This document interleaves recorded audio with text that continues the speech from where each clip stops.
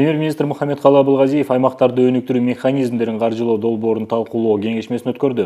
Кеңешменин жүрүшүндө Кыргыз Республикасынын президентинин 2019-жылды аймактарды өнүктүрүү жана санариптештирүү жылы деп жарыялоо жөнүндө жарлыгын ишке ашыруунун алкагында артыкчылыктуу багыттарга байланышкан маселелер талкууланды. Өкмөт башчысы мамлекеттик бийлик органдарын жана жергиликтүү өз алдынча башкаруу органдары аймактарда ишкердик үчүн жагымдуу шарттарды жана жаңы жумушчу орундарын түзүү үчүн жигердүү иштөөнү белгиледи. Белгиленген иш-чаралардан тышкары кошумча чараларды көрүүнү, шаарды өнүктүрүү программаларын сапаттуу ишке ашырууну камсыздоо керек. 20 шаар боюнча аймактык экономиканы өнүктүрүүнүн маанилүү өсүш башатын жана өндүргүч күчтөрдү оптималдуу бөлүштүрүүнү ар бири түшүнүү керек. Өкмөттүн ыйгарым укуктуу өкүлдөрү жана район акимдери жасалбаган иштерин жеринде жүзөгө ашыруу керек. Кантсе да алар биздин кыймылдаткыч күч болот деп эсептейт Мухаммедкалый Абылгазиев. Тажрыйба көрсөткөндөй өнүгүү аймактары Бишкек жана Ош шаарларынын тегерегине басым жасалган, а бизге региондорду өнүктүрүүгө көңүл буруу кажет. Бул бийлик менен жарандык сектордун бардык тармактары боюнча биргелешкен күч-аракеттерди талап кылат деп белгиледи Премьер-министр Мухаммедкалый Абылгазиев. Мындан сырткары 2 миллиард сом мөлчөрүндө аймактарды өнүктүрүү боюнча долбоорлорду каржылоону жүзөгө ашырууну баса белгиледи Премьер-министр. Ошентип бүгүнкү күндө артыкчылыктуу инвестициялардын бизнес долбоорлорго, материалдык техникалык өнүгүү боюнча долбоорлорду жана программаларды тандап алуу боюнча Кыргыз Республикасынын өкмөтүнө караштуу конкурстук комиссия түзүлгөн. Бул долбоор Кыргыз Республикасынын аймактарды өнүктүрүү саясатынын максатына ылайык келет. Бул документке кол коюу тиешелүү административдик аймактык бирдиктин коомдук экономикалык өнүгүүнүн негизги милдеттерине тиешелүү аймактык долбоорлорду ишке ашыруу үчүн шарттарды түзүү боюнча маанилүү элемент болуп саналат. Сынактык комиссия 1 жуманын ичинде артыкчылыктуу инвестициялардын бизнес долбоорлорго, материалдык техникалык өнүгүү боюнча долбоорлорду жана программаларды конкурстук тандап алуу жол-жобосун баштайт. Анын максаты жардам берүү жана кредиттик арыздарга жана башка каржылык каражаттардын жеткиликтүүлүгүн камсыз кылуу. Сынактык комиссиянын катчылыгы Кыргыз Республикасынын инвестицияларды илгерилетүү жана коргоо боюнча агенттиги болот. Кеңешменин жүрүшүндө катчылыкка жөнөтүлгөн конкурстук комиссиянын чечими конкурстук комиссия тарабынан жактырылып, өкмөттүн тиешелүү чечими менен долбоорлорду каржылоо боюнча отчет даярдала тургандыгы белгиленди. 2019-20 жылдары региондорду өнүктүрүү үчүн республикалык бюджеттен каралган каржылоонун суммасы инфраструктуралык долбоорлор боюнча бардык каражат 20%дан ашпоого тийиш. Инвестициялык долбоорлорду жана өнүктүрүү программалары боюнча бардык каражаттардын эң аз дегенде 80%ды түзүшү керек. Өнүктүрүү программаларын каржылоо аймактарды өнүктүрүү үчүн республикалык бюджеттен бөлүнгөн тийиштүү каржылык кредиттик мекемелердин өнүгүү институттары аркылуу аймактардын коомдук экономикалык жактан өнүктүрүүнүн программасынын максаттарына ылайык конкреттүү долбоорлорду инвестициялардын эсебинен жүзөгө ашырылат. Муну менен бирге Премьер-министр өлкө боюнча ишкерлерди тейлөө борборлорунун маанилүүлүгүн да эске салды. Мухаммедкалый Абылгазиев 3 ишкерлерди тейлөө борбору кызмат көрсөтүү, багбанчылык тууралуу маалыматтар жана кеңештер жакшы натыйжаларды көрсөтүп жаткандыгын белгиледи. Мындан тышкары ал региондорду натыйжалуу өнүктүрүү жана өлкөнүн жалпы эле алардын мүмкүнчүлүктөрүн аткаруу үчүн ишкерлерди колдоо максатында саясаттын бирдиктүү макулдашуусу болушу керек. Алар өз бизнестерин, каржыларын натыйжалуу башкаруу, пландоо үчүн аймактарда ишкерлердин каржылык сабаттуулугун жогорулатуу зарыл деп билдирди Мухаммедкалый Абылгазиев. Жолугушуунун соңунда катышуучулар региондук өнүктүрүүнү долбоордук каржылоонун бети чарын кылышты. Премьер-министр Мухаммедкалый Абылгазиев коопсуз шаар долбоорун ийгиликтүү ишке ашыруунун алкагында жыйын өткөрдү. Жыйындын жүрүшүндө долбоорлорду ишке ашыруунун алкагында айдоочулар көтөргөн маселелер, техникалык кемчиликтерге байланыштуу маселелер талкууланды. Өкмөт башчысы жарандардын жигердүү позицияларына ыраазычылык билдирди. Жооптуу мамлекеттик бийлик органдары тарабынан иштин жетишсиздигин, кайдыгерлигин аныктоого жардам берет. Жыл башынан бери долбоордун башталышы мамлекеттин жарандарынын колдоосу менен кеңири аракетте коопсуз шаар долбоорун толук кандуу ишке ашырууга жетишилгендигин, Борбор шаарынын жол инфраструктурасын жакшыртууга кеңири масштабтуу иштер уюштурулгандыгын Мухаммедкалый Абылгазиев баса белгиледи. Буга байланыштуу Премьер-министр терез арада жарандар көрсөткөн туура эмес жол белгилерин орнотууга байланышкан жол кыймылын уюштурууда ачылган кемчиликтерин жоюу тапшырмасын берди. Айдоочулар жолдун кээ бир бөлүктөрүндөгү жол белгилерин уюштурууга, жол иштерин жоопкерчилик менен уюштурууга чакырышкан.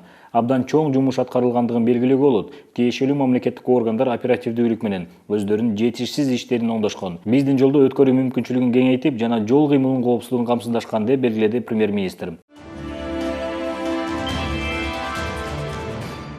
Премьер-министр Мухаммедкалый Абылгазиев мамлекеттик үлүшкө катыштыгы бар каржылык кредиттик мекемелердин ишмердүүлүгү боюнча жыйын өткөрдү. Жолугушуунун жүрүшүндө региондорду өнүктүрүү жана санариптештирүү жылынын алкагында Айыл банк акционердик коому, РСК банк, Кепилдик фонду, Россия Кыргыз өнүктүрүү фондунун ишмердүүлүктөрү боюнча маалымат угулду.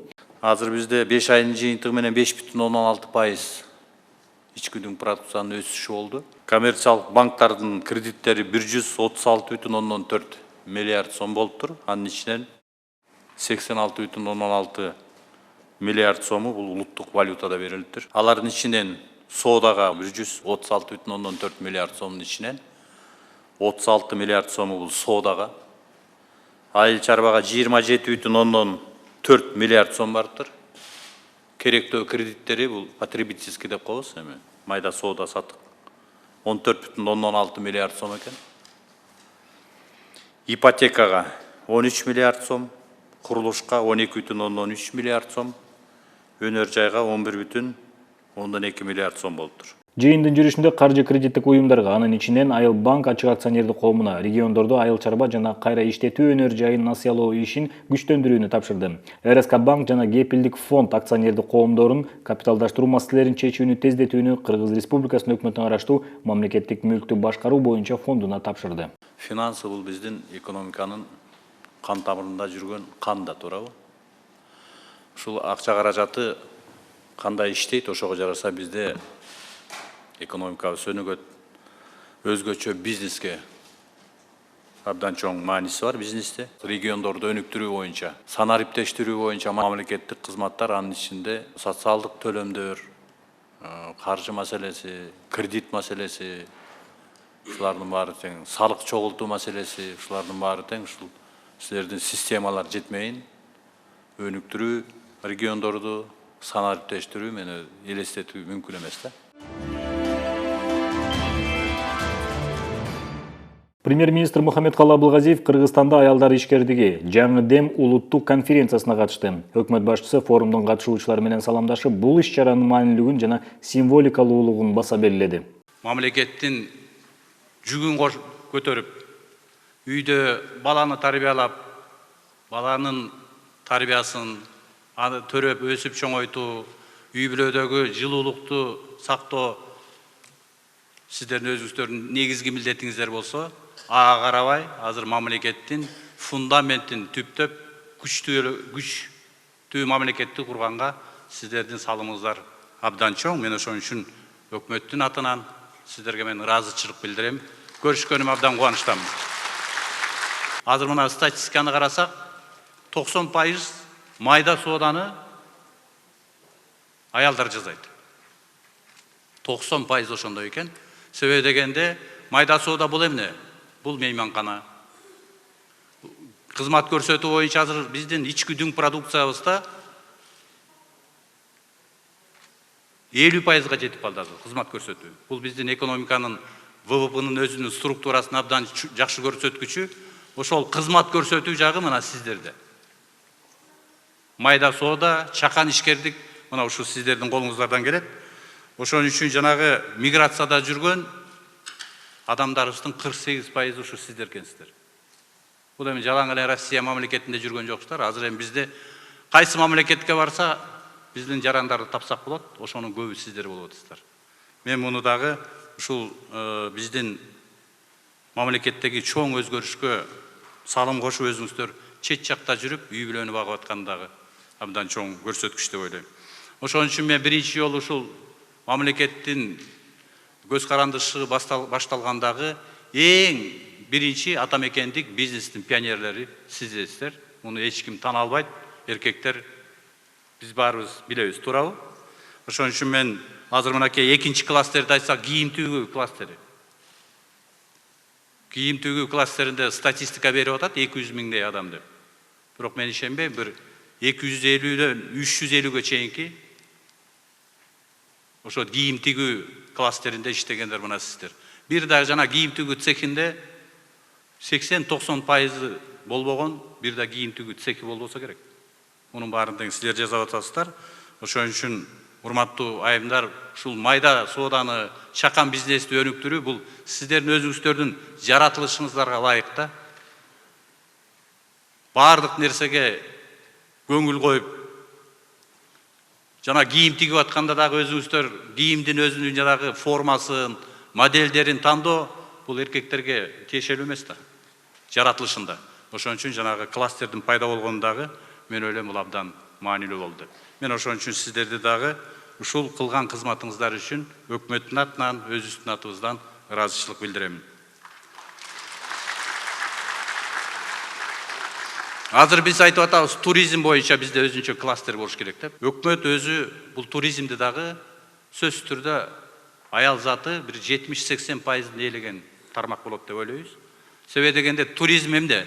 Бул биринчиден конокту тозуу, мейманканага жайгаштыруу, аларды тамак аш менен камсыз кылуу, аларды жакшылап маанай менен тозуп алуу, узатуу бул кимдин колунан келет? Бул үйдүн ээсинин колунан келет, аял затынын колунан келет.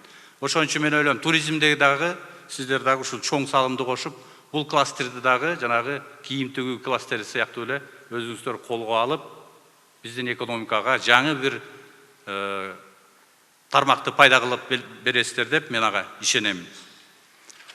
Мына азыр микрокредиттик система иштеп жатат бизде.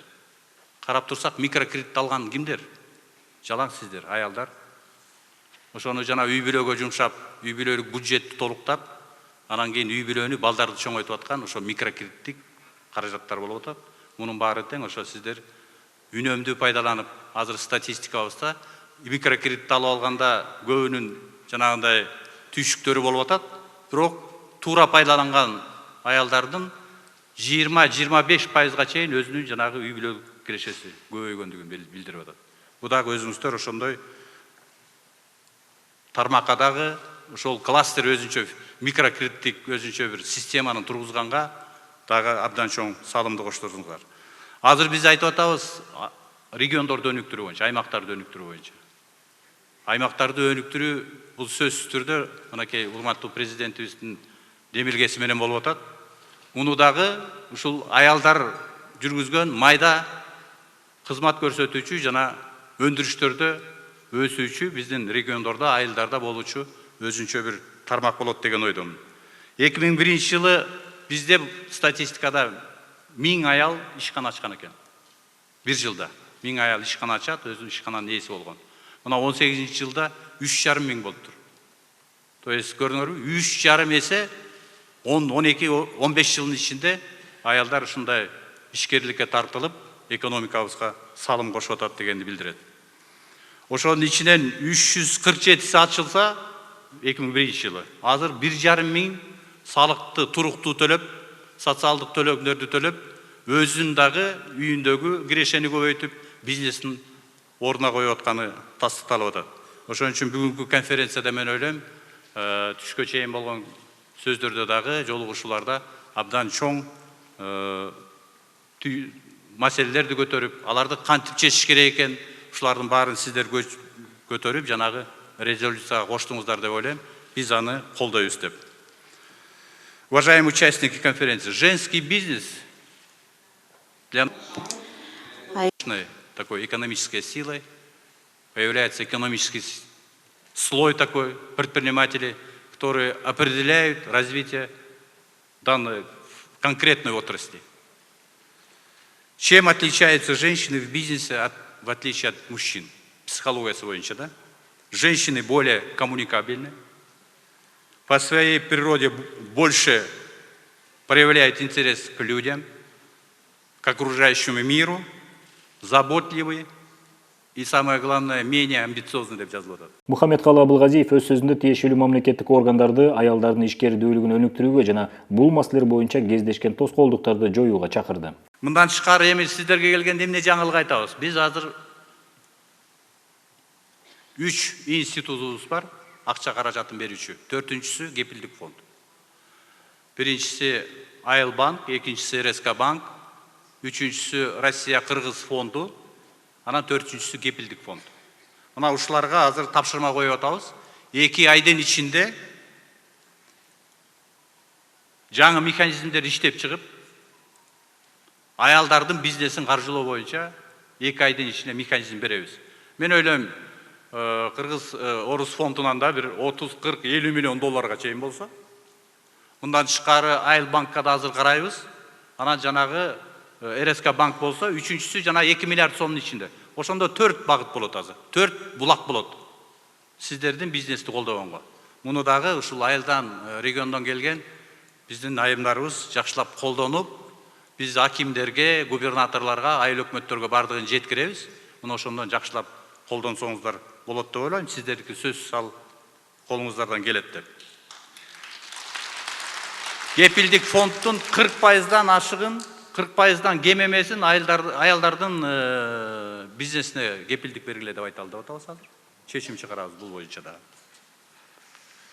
Анан азыр эми бизде Жайка Япония мамлекетинен келип аткан проект боюнча эл аралык агентствосунан бир айыл бир продукт деп мына көлдө жакшы иштеди. 2000ден ашык биздин эжелерибиз, карындаштарыбыз, апаларыбыз иштеп атат. Кандай уникалдуу проект. Өзүбүз сезбейбиз, бизден чыгып аткан мөмө жемиштен, бизден чыгып аткан сырьёлордон дүйнөлүк стандартка, талапка жооп бере турган продуктылар чыгарса болот экенин биз көрүп атабыз, туурабы? Мына ушунун баарын азыр жайылталы деп атабыз. Муну дагы ушул азыркы агентство менен дагы, мындан тышкары Азия өнүктүрүү банкы менен дагы ушулардын баары сүйлөшүп, өзүнчө силерге кредиттик линия кылдыралы. Бул жерде дагы канча акча болот айта албайм, бирок биз азыр бюджеттен мындан тышкары да азыр $500 000 бар Азия банкында. Ошо аялдардын арасында ишкердикти өнүктүрүү боюнча. Ошо $500 000 үстүнө дагы биз жанагы бюджеттик акчалардан кошуп, кош каржылоо деп коет, совместное финансирование. Ошолорду дагы колдоп, силерге акча каражатты бөлүп беребиз. Аялдар үчүн үйдөгү проблема бул эмне? Балдарды тарбиялоо, туурабы? Аларды мектепке алып баруу, аларды бала бакчага берүү. Мына биздин өкмөттүн максаты Кыргызстанда төрөлгөн балдар сөзсүз түрдө бала бакчасыз мектепке барбаш керек деп атабыз. 41% уже балдарыбыз бала бакчага бара баштады. Бул максатыбыз боюнча биз 22-жылга чейин бир да Кыргызстанда төрөлгөн бала бакчада орун жок, баламды үйүндө багып атам деген болбош керек.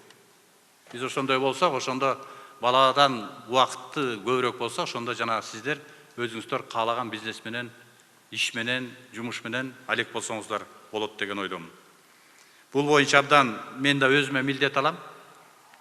Жаңы проекттин иштеп атабыз.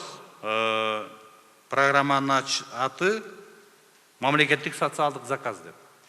Мисалы үчүн менчик салган бала бакча болсо, ошого барган баланын 50%-ын мамлекет төлөп берсин деп атабыз. Мен ойлойм, бул дагы абдан чоң жеңилдик болот деп. Ошон үчүн мен болгон күч аракетимди өкмөттүн башчысы катары, премьер-министр катары жумшап, ушу сиздерди колдогонго мен аракет кыламын. Өкмөттөгү болуп жаткан өзгөрүүлөргө сиздердин салымыңыздар абдан чоң. Баарыңыздарга, ишиңиздерге ийгилик каалайм. Биз эми жанагы улуттук бизде болчу улуттук кеңеш, Национальный совет по гендерной политике деп, по делам женщин, детей, семьи деп. Биз ошону кайра жаңырталып, ишин күчтөтөлүп, бүт болгон процесстин баарын аялдарга тиешелүү маселелердин, үй бүлөгө, балдарга болгон маселелердин баарын ошол жерде карап, чечим кабыл алып туралык. Мен ойлойм, анын баарына силер активдүү катышасыздар деп, регионго барганда ушул болуп жаткан көрүнүштөрдүн баарын айта барасыздар деп ойлойм. Баарыңыздар тең ошо биздин жүргүзүп аткан саясатыбыз, мамлекетке жүргүзүп аткан саясатыбыз, аялдарга болгон мамилебизди ошо айылдарга барып, өзүңүздөр биз айткан сөздү айтып, сиздер элди дагы, кыздарды, балдарыбызды ошондой тарбиялайсызго деп атам. Рахмат сиздерге, ийгилик болсун. По поводу разработки закона о женском предпринимательстве мы будем поддерживать. Надо активно включиться и осенью внести в парламент. Да. 19 ноября у нас bizde 19 ноябрда аялдардын, ишкер аялдардын күнү. Аны чогуу майрамдайлык. Бардыгы өтөн. Рахмат сиздерге.